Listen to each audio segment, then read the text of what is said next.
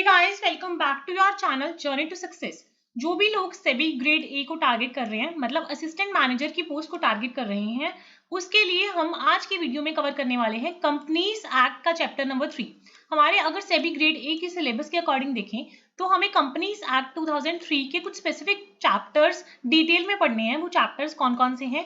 Chapter number 3, chapter 4, chapter 8, chapter 10, chapter 11, chapter 12 and chapter 27। सो अगर आप SEBI grade A को target कर रहे हो तो इस वीडियो में हम कवर करने वाले हैं chapter number 3 of companies act 2003। तो स्टार्ट करते हैं इस वीडियो को। चैप्टर 3, जो हमारा चैप्टर 3 है कंपनीज एक्ट 2013 का, वो किसके बारे में बताता है? वो हमें प्रोस्पेक्टस और जो हमारी सिक्योरिटीज हैं, मतलब सिक्योरिटीज मतलब शेयर्स, डिबेंचर्स वगैरह, उन सबका अलॉटमेंट कैसे होगा उसके बारे में बताता है। सो चैप्टर 3 में हम बेसिकली क्या पढ़ने वाले हैं? प्रोस्पेक्टस के बारे में एंड अलॉटमेंट ऑफ सिक्योरिटीज के बारे में। सो जो आर्टिकल्स चैप्टर नंबर 3 में आते हैं वो आते हैं आर्टिकल नंबर 23 से लेके आर्टिकल नंबर 42 तक। सो चैप्टर 3 जो है कंपनीज एक्ट 2013 का, वो कवर करता है article number 23 to article number 42। So हमारे पास ये वाले सारे आर्टिकल्स हैं। अब हमेशा याद रखना कि जब भी हम चैप्टर 3 की बात करेंगे, चैप्टर 3 फर्दर 2 पार्ट्स में डिवाइडेड है। कितने पार्ट्स में डिवाइडेड है? 2 पार्ट में, पार्ट 1 एंड पार्ट 2। ठीक है, जो हमारा पार्ट 1 है उसमें हम पब्लिक ऑफर के बारे में बात करेंगे एंड इसमें कौन कौन सा सेक्शन आएगा? सेक्शन 23 से लेके सेक्शन 41 तक। उसके बाद जो हमारा दूसरा पार्ट है उसमें हम सिर्फ प्राइवेट प्लेसमेंट की बात करेंगे और जिसमें हमारा आएगा सेक्शन नंबर 42। इतना क्लियर हुआ? चैप्टर 3 में हम पढ़ रहे हैं prospectus and allotment of securities के बारे में, जो कि आर्टिकल नंबर 23 से लेके आर्टिकल नंबर 42 तक कवर करता है। एंड जो हमारा चैप्टर 3 है वो भी हम फर्दर 2 पार्ट्स में पढ़ते हैं। एक तो पब्लिक ऑफर वाला पार्ट हो गया, जिसमें तो आएंगे सेक्शन 23 से लेके 42 तक, और पार्ट 2 में हम सिर्फ पढ़ेंगे कि प्राइवेट प्लेसमेंट क्या होता है, और जिसमें हम कवर करने वाले हैं कि सेक्शन नंबर 42 क्या होता है। ठीक है, एक बार आप ये वीडियो अच्छे से सुन लो। मैं ट्राई करूंगी कि इस वीडियो के अंदर आपको जो चैप्टर नंबर 3 है वो अच्छे से क्लियर हो जाए। ठीक है, इसको आप इतना ज्यादा मतलब डिटेल में मत सुनो, बस सुनते जाओ ताकि आपको एग्जाम में क्या आना है, एमसीक्यू टाइप क्वेश्चंस आने हैं तो आप इजीली आंसर्स को, ऑप्शंस को टिक कर पाओ। ठीक है, सबसे पहले हम पार्ट 1 स्टार्ट करने वाले हैं, दैट इज पब्लिक ऑफर। इसमें मैंने जैसे आपको ऊपर बताया हम कौन कौन से सेक्शंस पढ़ने वाले हैं, सेक्शन नंबर 23 से लेके सेक्शन नंबर 41। अब पब्लिक ऑफर होता क्या है? अब देखो, कोई भी कंपनी अपने शेयर्स क्या करेगी? लोगों को ऑफर करेगी। तो लोगों को भी ऑफर कर सकती है, प्राइवेट प्लेसमेंट भी कर सकती है। तो बेसिकली 2 टर्म्स यूज होती हैं, एक तो पब्लिक ऑफर और एक होती है प्राइवेट प्लेसमेंट। ठीक है, तो जो आर्टिकल नंबर 20 सेक्शन नंबर 23 है वो पब्लिक ऑफर और प्राइवेट प्लेसमेंट के बारे में बेसिक आइडिया देता है। वैसे अगर मैं आपको जनरल लैंग्वेज में बताऊं तो पब्लिक ऑफर होता क्या है? कोई भी कंपनी जब इनिशियली, पब्लिक मतलब लोगों को अपने शेयर्स ऑफर करती है। आईपीओ भी हो सकता है, एफपीओ भी हो सकता है। एफपीओ क्या होता है? Follow on public offer. So public offer में ना कि सिर्फ आईपीओ आएगा बल्कि एफपीओ भी आएगा। साथ के साथ अगर किसी भी तरीके से पब्लिक को शेयर्स ऑफर किए जा रहे हैं through an existing shareholders, वो भी पब्लिक ऑफर का पार्ट बन जाएगा। So by the issue of prospectus, जब भी पब्लिक ऑफर होता है, क्या इशू होता है? प्रोस्पेक्टस इशू होता है। सो प्रोस्पेक्टस के इशू के साथ जब भी लोगों को सिक्योरिटीज ऑफर की जाती हैं उसको हम बोलते हैं public offer. So public offer includes initial public offerings or further public offerings of securities to the public by the company। किसको ऑफर किया जा रहा है? पब्लिक को। कौन ऑफर कर रहा है? कंपनी ऑफर कर रही है। और any other offer for sale of securities, क्या ऑफर करेंगे? सिक्योरिटीज। किसको ऑफर करेंगे? पब्लिक को। ठीक है, bye the issue of prospectus. क्या इशू करके ऑफर करेंगे? प्रोस्पेक्टस को इशू करके हम ऑफर करेंगे। सो सेक्शन 3 में हम प्रोस्पेक्टस के बारे में पढ़ने वाले हैं एंड जो हमारा चैप्टर 3 है उसमें हम प्रोस्पेक्टस के बारे में पढ़ने वाले हैं और साथ में ही अलॉटमेंट ऑफ सिक्योरिटीज के बारे में पढ़ने वाले हैं। ठीक है, हम इसका पार्ट 1 कर रहे हैं जो जिसमें हम मेनली पब्लिक ऑफर के बारे में पढ़ेंगे। तो आई होप सबको पब्लिक ऑफर की जो डेफिनेशन है वो बेसिकली क्लियर होगी होगी। अब पब्लिक ऑफर और प्राइवेट प्लेसमेंट में क्या फर्क है ये भी हम जानेंगे। पब्लिक ऑफर तो मैंने आपको बता दिया कि जब हम लोगों को शेयर्स ऑफर करते हैं, पब्लिक को शेयर ऑफर करते हैं, उसके लिए हम क्या इशू करते हैं? प्रोस्पेक्टस इशू करते हैं। अब जब भी हम, अब 2 कंपनीज होती हैं, बेसिकली 2 तरह की हम कंपनीज पढ़ते हैं, एक तो होती है पब्लिक कंपनी और एक होती है प्राइवेट कंपनी।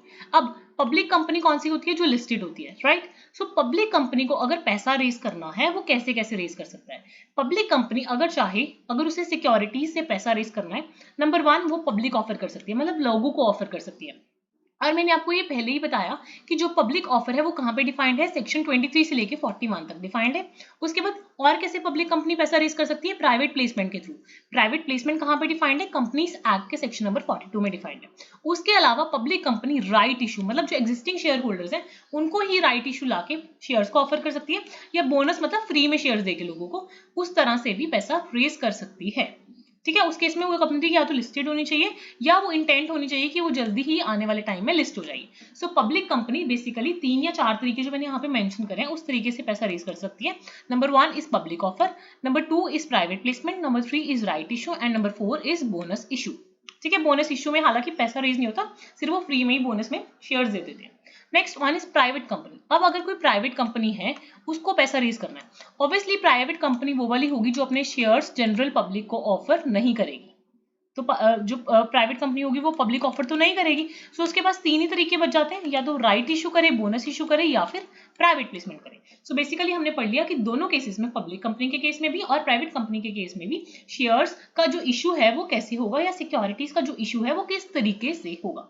अब जो हमारा सेक्शन 42 है, section 42 of chapter 3 of the companies act 2013, ये क्या बताता है कि जो भी हमारा सेबी है, सिक्योरिटीज एक्सचेंज बोर्ड है, वही सारे इशू को और ट्रांसफर ऑफ सिक्योरिटीज को क्या करता है, रेगुलेट करता है। सो जो सेबी है, सिक्योरिटीज एंड एक्सचेंज बोर्ड है, उसके पास ही सारी की सारी पावर्स हैं। कैसे शेयर्स इशू होंगे, कैसे ट्रांसफर होंगे, वो सारी पावर्स किसके पास है, सिक्योरिटीज एंड एक्सचेंज बोर्ड के पास होती है। अब अगर कोई भी कंपनी है उसको सिक्योरिटीज ऑफर करनी है, तो ऑब्वियसली कोई ना कोई उनके पास डॉक्यूमेंट होएगा, डॉक्यूमेंट में सारी की सारी डिटेल्स होंगी उस शेयर के बारे में, उस सिक्योरिटी के बारे में। तो उसको हम बोलते हैं डीम्ड प्रोस्पेक्टस। क्या बोलते हैं, डीम्ड प्रोस्पेक्टस। कि ऐसा डॉक्यूमेंट जिसमें proper offer of securities for sale के बारे में लिखा हुए, उसको हम बोलते हैं to be deemed prospectus. So document containing offer of securities for sale to be deemed prospectus. अब जो प्रोस्पेक्टस है उसमें क्या क्या चीजें मेंशन होना जरूरी है, क्या क्या मैटर्स हैं which must be stated in the prospectus, ये कहाँ पे मेंशन है, ये सेक्शन नंबर 26 में मेंशन है। किसमें, section number 26, section 6 of chapter 3 of companies act 2013, कि what are the matters which are stated in the prospectus. Prospectus में आप याद रखना 4 चीजें बहुत ज्यादा जरूरी हैं, date, registered, issued and contents. Date मतलब किस दिन वो प्रोस्पेक्टस पब्लिश किया जा रहा है, प्रोस्पेक्टस पे कौन सी डेट होगी, date of publishing of the prospectus. और कंपनी का प्रोस्पेक्टस इशू करने वाले दिन या उससे पहले रजिस्ट्रार ऑफ कंपनीज में रजिस्टर होना बहुत ज्यादा जरूरी है। सो जो प्रोस्पेक्टस है वो ऑब्वियसली डेटेड होना चाहिए, जो कंपनी है वो ऑब्वियसली रजिस्टर्ड होनी चाहिए, और अगर कंपनी अपने आप को लिस्ट करवा लेती है उसके बाद वो प्रोस्पेक्टस इशू करती है, मतलब जब जैसे कंपनी की रजिस्ट्रेशन हो गई, रजिस्ट्रेशन के विद इन 90 डेज कंपनी को क्या करना पड़ेगा, प्रोस्पेक्टस को इशू करना पड़ेगा। ठीक है, prospectus should be issued to public within 19 days of registration, कि रजिस्ट्रेशन के 19 डेज के अंदर अंदर कंपनी को प्रोस्पेक्टस इशू करना पड़ेगा। और इन केस अगर कंपनी प्रोस्पेक्टस इशू नहीं करती सो उसको बोला जाएगा इशू विदाउट अ प्रोस्पेक्टस। सो उसको मान लेंगे, उसको हम डीम कर लेंगे कि that is a issue without a prospectus. अब क्या क्या चीजें, क्या क्या कंटेंट्स होने चाहिए प्रोस्पेक्टस में, प्रोस्पेक्टस में कंपनी के बारे में जनरल इन्फॉर्मेशन होनी चाहिए, फाइनेंशियल इन्फॉर्मेशन होनी चाहिए और स्टैट्यूटरी इन्फॉर्मेशन होनी चाहिए। मतलब बेसिकली तीनों तरह की इन्फॉर्मेशन होनी चाहिए, जनरल भी, फाइनेंशियल भी एंड स्टैट्यूटरी इन्फॉर्मेशन भी। ठीक है, अब क्या होता है कई बार ना प्रोस्पेक्टस के साथ सब लोग एग्री नहीं करते, कई बार क्या होता है वेरिएशंस आ जाते हैं और ऑब्जेक्शंस हो जाती हैं लोगों के बीच में। सो अगर कोई भी ऑब्जेक्शन है तो उसको रिजॉल्व कैसे करेंगे हम, स्पेशल रेजोल्यूशन के through. So not at any time कोई भी चीज जो टर्म प्रोस्पेक्टस में मेंशन है उसके साथ उसके खिलाफ नहीं होनी चाहिए, कोई भी ऑब्जेक्शंस नहीं होने चाहिए। अगर ये सब कुछ होता है तो या तो अप्रूवल होनी चाहिए from the subjective authority by the way of special resolution. And कई बार क्या होता है कुछ ना डिसेंटिंग शेयर होल्डर्स होते हैं, मतलब ऐसे शेयर होल्डर्स होते हैं जो एग्री नहीं करते कोई भी प्रपोजल के साथ। सो उस केस में जो प्रमोटर्स होते हैं कंपनी के, उनको उन शेयर होल्डर्स को एग्जिट ऑफर देना चाहिए कि अगर वो चाहें तो वो एग्जिट कर पाए। सो हमारे जो 27th सेक्शन है इसमें क्या लिखा हुआ है, variations in terms of contracts और ऑब्जेक्ट्स इन द प्रोस्पेक्टस, कि अगर कोई भी किसी की कोई एग्री नहीं हो रहा है प्रपोजल के साथ उसको एग्जिट ऑफर मिले, या अगर कोई ऑब्जेक्ट्स हैं या अगर कोई वेरिएशंस हैं उस केस में स्पेशल रेजोल्यूशन को उन चीजों को सॉल्व करने की कोशिश की जाए। ठीक है, अब अगर फॉर एग्जाम्पल कोई मेंबर ऑफ द कंपनी है वो कोई specific certain member of the company है, वो शेयर को ऑफर करना चाहता है फॉर सेल, क्या वो कर सकता है? हाँ, वो कर सकता है after the consultation of board of directors, कि बोर्ड ऑफ डायरेक्टर्स की कंसल्टेशन लेके वो ऑफर कर सकता है सेल ऑफ शेयर्स को। अब क्या अभी आज के टाइम पे जो शेयर हैं वो डीमेटेरियलाइज्ड फॉर्म में ऑफर किए जा सकते हैं? नो, आज के टाइम पे सिर्फ मतलब डीमेटेरियलाइज्ड फॉर्म में ही इशू किए जा सकते हैं, किसी और फॉर्म में, कैश फॉर्म में इशू नहीं किए जा सकते हैं। So public offer of securities to be in dematerialised format only, कि डीमेटेरियलाइज्ड फॉर्म में हो जाएंगे, बाकी किसी भी फॉर्मेट में नहीं होंगे। और अगर हम डीमेटेरियलाइज्ड फॉर्म की बात करते हैं, वो किसकी प्रोविजन के साथ कंप्लाई करना चाहिए? Depositories act 1996। एग्जाम में ये पूछा जा सकता है कि जो ये डीमेटेरियलाइज्ड फॉर्म है ये किस एक्ट के साथ कंप्लाई करता है with the provisions of depositories act 1996। ठीक है, तो अभी आपको ना थोड़ा सा ब्रीफ आइडिया इन सब के बारे में होना चाहिए। मेजरली तो इसमें यही है कि मैंने आपको जैसे स्टार्टिंग में बताया कि हम यही पढ़ रहे हैं, चैप्टर नंबर 3 पढ़ रहे हैं कंपनीज एक्ट का। इसमें हम 2 पार्ट्स में पढ़ रहे हैं, पब्लिक ऑफर, प्राइवेट प्लेसमेंट। तो पब्लिक ऑफर ही हम पढ़ रहे हैं सेक्शन नंबर 23 से लेके 41 तक। मेजरली इतने डीप सेक्शंस याद नहीं रखने, जो इंपॉर्टेंट सेक्शंस होंगे वो मैं आपको बता दूंगी, जो आपको एग्जैक्ट सेक्शन का नंबर याद रखना है। अब जो एडवर्टाइजमेंट देनी है आपको प्रोस्पेक्टस के बारे में, वो कैसे दोगे आप? सो आप ऑब्जेक्ट जब भी एडवर्टाइजमेंट दोगे प्रोस्पेक्टस की, उसमें क्या क्या चीजें आनी चाहिए, क्या क्या चीजें क्लियर होनी चाहिए? नंबर 1, जो भी आपके कंटेंट्स हैं मेमोरेंडम के वो क्लियर होने चाहिए। कौन कौन से मेंबर्स हैं जो लायबल हैं उनके बारे में लिखा होना चाहिए। कितनी आपकी शेयर कैपिटल है कंपनी की उसके बारे में लिखा होना चाहिए। आपके सिग्नेटरीज कौन है मेमोरेंडम के उनके बारे में लिखा होना चाहिए। ठीक है, name of the signatories, number of share subscribed bye them, उनका कैपिटल स्ट्रक्चर क्या है, ये सब लिखा होना चाहिए। मतलब क्या क्या कंटेंट्स है मेमोरेंडम के, liability of members, amount of share capital, signatories के नाम, number of shares subscribed by the signatories and it's capital structure. अब ये 2 आर्टिकल्स आप याद रख लेना, 2 सेक्शन ये याद रखोगे आप। एक तो section number 31 which states about shelf prospectus. कौन सा प्रोस्पेक्टस? Shelf prospectus. एंड जो हमारा ये है section 32 which is about red herring prospectus. तो ये आर्टिकल्स के नेम अगर हो सके तो नंबर है जो वो याद रख लेना। Shelf prospectus section number 31 of chapter 3, and वैसे ही section number 32 of companies act 2013 and chapter number 3। ठीक है, अब हम शेल्फ प्रोस्पेक्टस की अगर बात करें, शेल्फ प्रोस्पेक्टस होता क्या है? शेल्फ प्रोस्पेक्टस मतलब आपने एक बार प्रोस्पेक्टस इशू कर दिया, उसके बाद आपको same class of securities issue करना है और आप चाहते हो आप दोबारा इशू प्रोस्पेक्टस को इशू ना करो, उस केस में आप शेल्फ प्रोस्पेक्टस इशू कर सकते हो। उसको हम क्या बोलते हैं? Shelf prospectus. इसका मतलब शेल्फ प्रोस्पेक्टस क्या क्या होता है, यहाँ पे मैंने मेंशन किया, in respect of which the securities और the class of securities in is included therein and is issued for subscription in one or more issues over a certain period of time without the further issue of prospectus।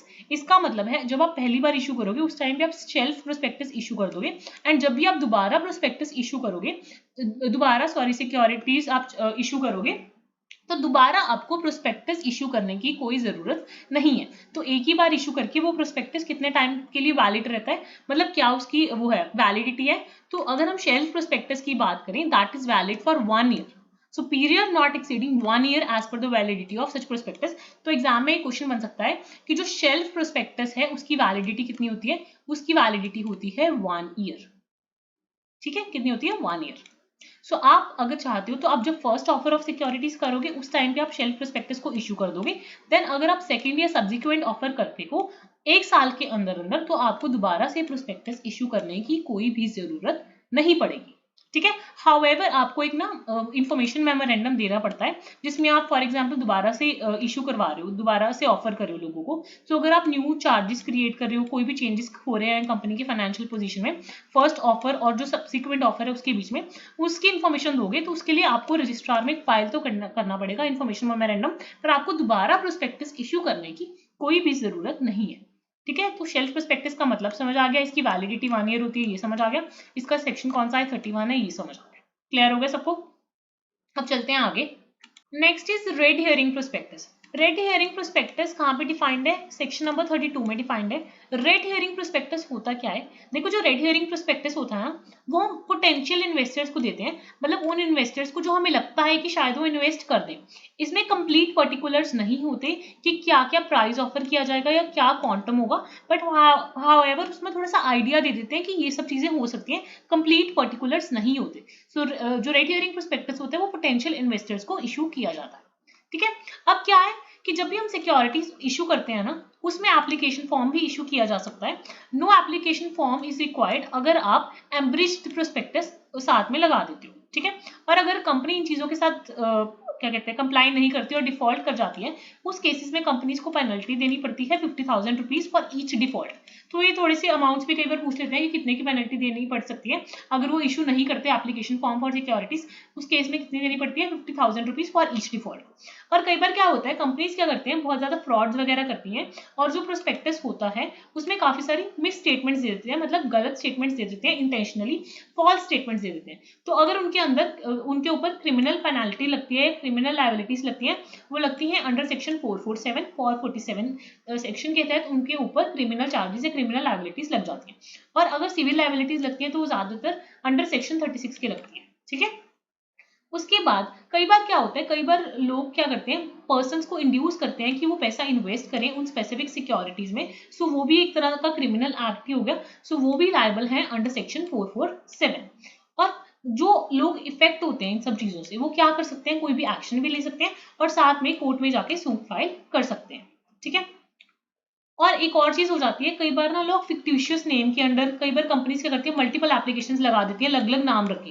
कई बार companies को पता है कि हमें पता नहीं permission मिलेगी नहीं मिलेगी, तो वो पनिशमेंट मिलती है उनको, ठीक है। इन केसेस में क्या होता है अगर वो किसी फिक्टिशियस नेम मतलब गलत नाम के तहत लगा रहे हैं या फिर मल्टीपल एप्लीकेशन लगा रहे हैं, अलग अलग नाम रख के, अपने है एक ही कंपनी अपने अलग अलग नाम रख लिए और मल्टीपल एप्लीकेशन लगा ली, तो ऑब्वियसली सारी क्रिमिनल एक्टिविटीज है, तो वो लायबल हो जाते हैं for the action under section 447। सो ये सब कुछ गलत है तो उनको पनिशमेंट भी मिलती है इन कंपनीज को। और कोर्ट उन केसेस में ऑर्डर कर सकता है कि अगर कंपनी को कोई गेन हुआ है या कुछ भी हुआ है वो सब सीज कर लेता है, ठीक है, और डिस्पोजल हो जाता है इन सब चीजों का, तो सब कंपनी कोर्ट रद्द करवा देती है सब चीजें। और अगर कोई भी पैसा कंपनी को क्रेडिट हो जाता है फॉर एग्जांपल, तो वो सारा पैसा कंपनी को वापस देना पड़ता है। और वो पैसा कौन से फंड में जाता है, investor education and protection fund. ये बहुत ही ज्यादा इंपॉर्टेंट क्वेश्चन बन जाता है कि कौन से फंड में पैसा जाता है इन केस कोई भी अमाउंट जो है वो कोर्ट बोल देती है कि इसको सीज कर लो और डिस्पोजल कर दो, सिक्योरिटीज का जो भी पोजीशन में है वो सारा amount investor education and protection fund में जाता है। बहुत ही इंपॉर्टेंट क्वेश्चन है ये, ठीक है। अब कंपनी शेयर्स अलॉट क्या ऐसे ही कर देगी, कुछ अलॉटमेंट ऑफ सिक्योरिटीज का भी कोई रूल होता है ना, वो कहाँ पे डिफाइंड है, हम चैप्टर 3 पढ़ रहे हैं, चैप्टर 3 का सेक्शन नंबर 39 है। So allotment of securities of the company कहाँ पे डिफाइंड है, सेक्शन नंबर 39 में डिफाइंड है। देखो एक मिनिमम वैल्यू होती है जो सब्सक्राइब होना बहुत ज्यादा जरूरी है। कंपनी तब तक शेयर्स अलॉट नहीं कर सकती जब तक मिनिमम सब्सक्रिप्शन ना आए।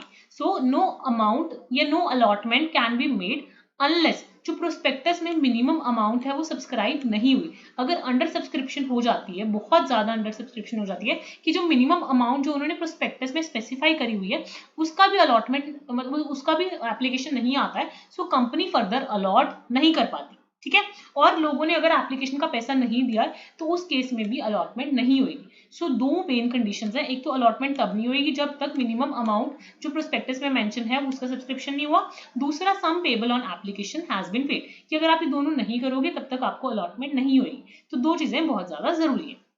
उसके बाद एक चीज और भी ध्यान में रखनी चाहिए, amount payable on application on every security shall not be less than 5% और as specified by the SEBI. तो यूजुअली ये 5% होता है कि 5% तो एप्लीकेशन का आना ही चाहिए, 5% payable on application of every security. और अगर इनकेस मिनिमम अमाउंट सब्सक्राइब नहीं होती और साथ के साथ sum payable on application not received within the period of 30 days, कि जितने दिन में प्रोस्पेक्टस इशू हुआ है उसके विद इन 30 डेज ये सब कुछ नहीं होता है, सो उस केस में जो भी पैसा आया है वो कंपनी को क्या करना पड़ेगा, रिटर्न करना पड़ेगा। क्या करना पड़ेगा, रिटर्न करना पड़ेगा। और अगर कंपनी रिटर्न नहीं करती है, कोई भी चीज में अलॉटमेंट में डिफॉल्ट कर देती है, उस केस में 1000 रुपीज ऑन ईच डे ये डिफॉल्ट उनको लगाना पड़ेगा, या 1 लाख रुपये का उनपे पेनल्टी लगेगी which ever is less. So 1000 per day और 1 lakh rupees which ever is less. तो अलॉटमेंट की दो मेन कंडीशंस हमने जो पढ़ी वो क्या क्या है, एक तो मिनिमम सब्सक्रिप्शन होना चाहिए, मिनिमम अमाउंट जो प्रोस्पेक्टस में मेंशन है उसका सब्सक्रिप्शन होना चाहिए, एंड जो एप्लीकेशन का अमाउंट है वो पेड होना चाहिए। अगर ये नहीं होता तो पैसे वापस करने पड़ेंगे कंपनीज को, ठीक है। अब ऑब्वियसली कंपनीज अपने आप को लिस्ट करवाती है स्टॉक एक्सचेंजेस में, वो भी कहीं लिखा होगा।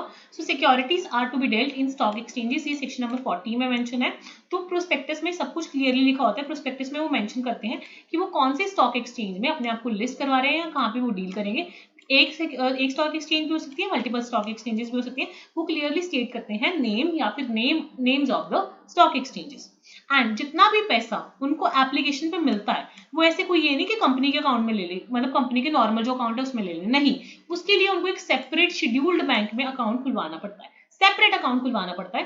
एंड वो पैसा किसी और चीज के लिए यूटिलाइज नहीं हो सकता, वो सिर्फ दो ही चीजों के लिए यूज होगा जो एप्लीकेशन में पैसा मिला है, या तो डायरेक्टली उससे शेयर्स अलॉट होंगे उसके लिए यूज होएगा, या फिर रीपेमेंट के लिए यूज होएगा with in the specific time period, या तो वो रख लेंगे या वापस कर देंगे। उसके अलावा वो जो पैसा एप्लीकेशन में रिसीव हुआ है वो कंपनी के किसी और काम में तब तक यूज नहीं किया जा सकता। अगर ये कंपनी इसमें कोई घपलेबाजी करती है या कुछ गलत करती है तो कंपनी के ऊपर फाइन लगेगा 5 लाख से लेकर 50 लाख तक, और जितने भी ऑफिसर्स है कंपनी के सारे ऑफिसर्स को मतलब सारे के सारे ऑफिसर्स को 1 साल की सजा हो सकती है, या फिर 50,000 से लेकर 30 लाख तक का फाइन लग सकता है, या दोनों भी भुगतने पड़ सकते हैं। ठीक है, सो अपने क्लियरली बताएंगे कि वो कौन सी स्टॉक एक्सचेंज के साथ डील कर रही हैं, जितना भी पैसा है सेपरेट बैंक अकाउंट में रखेंगे, वो पैसा किसी और काम के लिए यूज नहीं करेंगे, वो सिर्फ पैसे से सिक्योरिटीज को ही अलॉट करेंगे या वो पैसा रिटर्न कर देंगे। अगर ये सब कुछ डिफॉल्ट कर दिया है तो कंपनी को 5 लाख से लेकर 50 लाख तक की पेनल्टी लग सकती है, और every officer of the company को इम्प्रिजनमेंट हो सकती है 1 ईयर की, या फाइन लग सकता है फ्रॉम 50,000 से लेकर 3 लाख रुपीज तक, या दोनों के दोनों सहने पड़ सकते हैं। क्लियर हो गया सबको? Next is global depository रीट्स। अब अगर किसी कंपनी कोई कंपनी चाहती है कि वो डिपॉजिटरीज एक्सेप्ट करे from the foreign country also, तो उसके लिए उनको जनरल रेजोल्यूशन पास करना पड़ेगा या स्पेशल रेजोल्यूशन। सो इसका आंसर है उस केस पे कंपनी को पास करना पड़ेगा एक स्पेशल रेजोल्यूशन। ठीक है, अभी हमारा चैप्टर जो 3 चल रहा है कंपनीज एक्ट 2013 का, इसका लास्ट वाला सेक्शन है, दैट इज सेक्शन नंबर 42, या फिर हम पार्ट 2 जिसमें हम सिर्फ प्राइवेट प्लेसमेंट के बारे में जानेंगे। फाइनली हमारा ये चैप्टर फिनिश होने वाला है इस वीडियो में। तो देखो प्राइवेट प्लेसमेंट नाम से हमें समझ आना चाहिए कि हम पब्लिक को शेयर्स ऑफर नहीं कर रहे हैं। तो प्राइवेट प्लेसमेंट में हम बात करते हैं other than by the way of public offer. So private placement में क्या किया जाता है, जो शेयर्स हैं वो ऑफर किए जाते हैं सिलेक्टेड ग्रुप ऑफ पर्संस को। So company selected group of persons को शेयर ऑफर करती है, और वो आइडेंटिफाई कौन करता है उन लोगों को, बोर्ड आइडेंटिफाई करता है। सो कुछ आइडेंटिफाइड लोगों को शेयर्स ऑफर किए जाते हैं, मतलब कुछ सिलेक्टेड ग्रुप ऑफ पीपल को शेयर्स ऑफर किए जाते हैं, उसको हम बोलते हैं प्राइवेट प्लेसमेंट। अब जब हम पब्लिक ऑफर करते थे उस केस में तो मैंने आपको बताया कि हम उस केस में क्या इशू करते हैं, प्रोस्पेक्टस। बट जब हम प्राइवेट प्लेसमेंट करते हैं उस केस में ऑफर लेटर दिया जाता है। सो प्राइवेट प्लेसमेंट का ऑफर लेटर दिया जाता है। मोस्ट इंपॉर्टेंट क्वेश्चन जो प्राइवेट प्लेसमेंट से पूछा जाता है, एक तो सेक्शन याद रख लो, सेक्शन है 42 ऑफ चैप्टर 3। दूसरा क्या है कि जो प्राइवेट प्लेसमेंट है वो कितने लोगों को की जा सकती है। सो मैक्सिमम 50 लोगों को की जा सकती है, या कई बार क्या होता है हायर नंबर प्रिस्क्राइब कर देती है सेबी, वो डिपेंड करता है। So in a financial year number shall not exceed 50। So 50 से ज्यादा लोगों को प्राइवेट प्लेसमेंट नहीं की जा सकती। प्राइवेट प्लेसमेंट में हम क्या चीज एक्सक्लूड करते हैं, इसमें हम एक्सक्लूड कर देते हैं, जो ये 50 का हम काउंट कर रहे हैं, इसमें हम जो क्वालिफाइड इंस्टीट्यूशनल बायर्स हैं या एम्प्लॉयज ऑफ द कंपनी हैं उसको हम, जैसे कई बार हम एम्प्लॉयज को ESOP ऑप्शन से दे देते हैं, मतलब एम्प्लॉय स्टॉक ऑप्शन स्कीम दे देते हैं, वो हम काउंट नहीं करते। उसके अलावा अगर हम बात करें मैक्सिमम 50 लोगों को प्राइवेट प्लेसमेंट दी जा सकती है। पर जो एप्लीकेशन या जो ऑफर होती है उसमें राइट ऑफ रिनंसिएशन नहीं होता। रिनंसिएशन का मतलब क्या होता है कि आप अपना ये नहीं कि आपको शेयर्स हमने ऑफर किया आप किसी और के नाम पे ट्रांसफर कर दोगे, मतलब ट्रांसफर ऑफ राइट्स आप नहीं कर सकते, वो वहां पे राइट आपको नहीं मिलता। ठीक है, इन केस फॉर एग्जाम्पल कोई कंपनी इतनी ढीठ है, उनको हमने बताया कि आप 50 लोगों के से ज्यादा प्राइवेट प्लेसमेंट नहीं कर सकते, फिर भी अगर वो ज्यादा लोगों को जो उनको प्रिस्क्राइब्ड है उससे ज्यादा इशू कर देते हैं, उस केस में फिर क्या होगा, फिर हम मानेंगे उस केस में कंपनी ने प्राइवेट प्लेसमेंट नहीं करी है, हम उसको पब्लिक इशू या पब्लिक ऑफर ही मानेंगे। सो उस केस में जितनी भी सारी चीजें लगेंगी वो एज अ उसको हम डीम कर लेंगे कि वो पब्लिक इशू है, और सब चीजें कंपनी को पब्लिक इशू वाले तरीके से ही करना पड़ेगा। अब फॉर एग्जाम्पल मुझे किसी कंपनी में प्राइवेट प्लेसमेंट करनी है, मैंने उसको कहा ये पकड़ो 2 करोड़ रुपया और मुझे शेयर्स दे दो, प्राइवेट प्लेसमेंट मैंने करी, क्या हम ऐसे कर सकते हैं? नहीं। अगर आप प्राइवेट प्लेसमेंट करते हो तो आप कैश के थ्रू नहीं कर सकते, आपको या तो चेक देना पड़ेगा या तो डिमांड ड्राफ्ट देना पड़ेगा, या कोई और बैंकिंग चैनल के माध्यम से ही आप प्राइवेट प्लेसमेंट कर सकते हो। ठीक है, और कंपनी तब तक फ्रेश ऑफर नहीं कर सकती जब तक उसने अपना जो पुराने वाला ऑफर है या पुराने वाला इनविटेशन है उसको कंप्लीट नहीं किया, या उसने कंप्लीट कर लिया हो या उसने उसको विड्रॉ या अबैंडन कर दिया हो, मतलब जब तक उसका पुराने वाले का कुछ भी क्लियर नहीं होता तब तक कंपनी फ्रेश ऑफर नहीं कर सकती। ठीक है। कंपनी को कितने दिन के अंदर अंदर सिक्योरिटीज को अलॉट करना पड़ता है जब वो एप्लीकेशन दे देती है? So it shall allot it securities within 60 days from the date of receipt of the application money of such securities, कि जब उसको पैसे मिल जाते हैं उसके 60 days के अंदर अंदर वो कंपनी को क्या करना पड़ेगा, शेयर्स अलॉट करने पड़ेंगे। और अगर सपोज वो अलॉट नहीं कर पाते तो 60 days के बाद सपोज उन्होंने अलॉट नहीं किए, सो उनको 15 दिन के अंदर अंदर उनके पैसे वापस देने हैं। या तो उनके पास पहला ऑप्शन है कि 60 days के अंदर अंदर उनको पैसा मिल गया, मतलब उनको जितना भी टाइम पीरियड है उसके अंदर अंदर पैसा मिल गया, उन्होंने इसको अलॉट कर दिया। पर अगर वो 60 days के अंदर अंदर अलॉट नहीं कर पाए, उनको 15 दिन के अंदर अंदर उसका पैसा वापस करना पड़ेगा। और जो पैसा देना पड़ेगा वो 60th डे के बाद कितने पेनल्टी के साथ या कितने इंटरेस्ट रेट के साथ देना पड़ेगा, 12% पर एनम के इंटरेस्ट रेट के साथ देना पड़ेगा। और ये नहीं कि कंपनी ने देनी, तो कंपनी पब्लिक इश्यू तो कर ही नहीं रही, कंपनी क्या कर रही है, प्राइवेट प्लेसमेंट कर रही है। सो उस केस में वो कोई भी पब्लिक ऐड नहीं करेगी, कोई भी मीडिया का चैनल यूज नहीं करेगी जनरल पब्लिक को इन्फॉर्म करने के लिए कि हम ऐसे ऐसे कर रहे हैं, तो वो मीडिया वगैरह यूज नहीं करेगी in the case of private placement. हाँ, जब प्रोस्पेक्टस करती है तब वो प्रॉपर एडवर्टाइजमेंट दे सकती है, but in case of private placement company ऐसा नहीं कर सकती। सो आई होप आपको chapter number 3 of companies act clear हो गया होगा। आपको चैनल पे अपडेटेड प्लेलिस्ट मिल जाएगी with the name of SEBI grade A companies act के नाम से। तो आपको कंप्लीट जो कंपनीज एक्ट का सिलेबस है जो कि इंपॉर्टेंट है सेबी पॉइंट ऑफ व्यू से, वो आपको चैनल पे मिल जाएगा। If you like the content, please share the channel with your friends and subscribe.